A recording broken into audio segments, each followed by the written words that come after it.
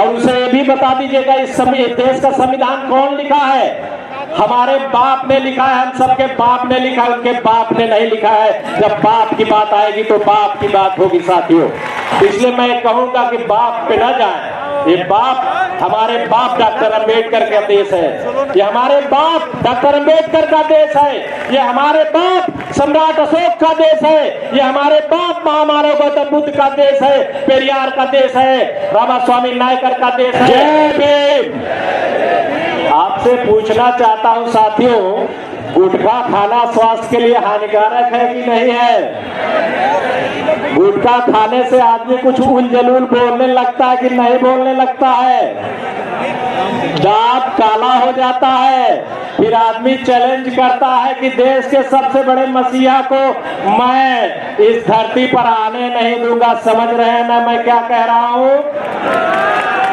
गुटखा खाने वाले अब चैलेंज करेंगे भारत के, उत्तर भारत के सबसे बड़े नाम, उभरते हुए सबसे बड़े सितारे भाई एडवोकेट चंद्रशेखर आजाद को लोग चैलेंज करना चाहते हैं। मैं इस धरती से बताना चाहता हूं साथियों, एक विषय पे बार बार वो व्यक्ति 3 साल से यूट्यूब पर कभी बड़े बहुजन विचारधारा के लोगों को, कभी डॉक्टर अंबेडकर को, कभी जाति विशेष के लोगों को, कभी बहुजनों को चैलेंज करता है। मैं उसको देखता हूं, लेकिन कारण क्या है ना कि हाईलाइटेड होने के चक्कर में बंदे ने बड़ा लंबा पंगा ले लिया।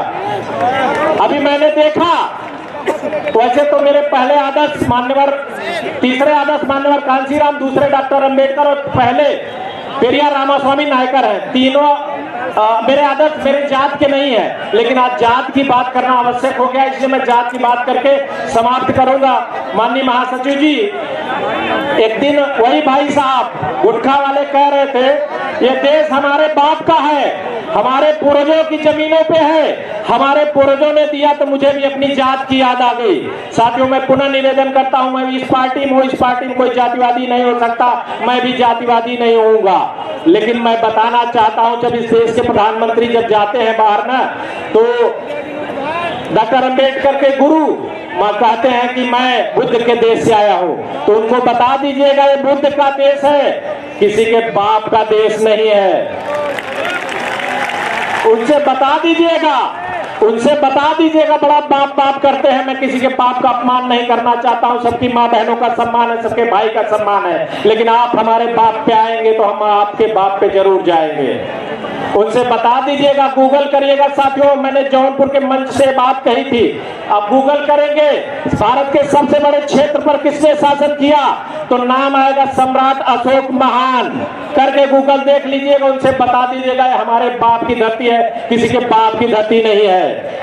और उनसे ये भी बता दीजिएगा इस देश का संविधान कौन लिखा है?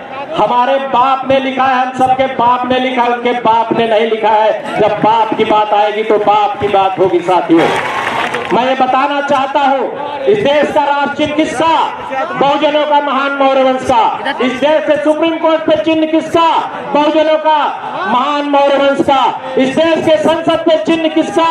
बहुजनों के महापुरुष का, महान मौर्य वंश का, बहुजनों का। आप एसपी के कंधे पे देखिएगा अशोक का लाट, किसका? महान मौर्य वंश का। भारत सोने की चिड़िया किस काल में थी? महान मौर्य वंश काल में थी। भारत को विश्व गुरु कब कहा गया?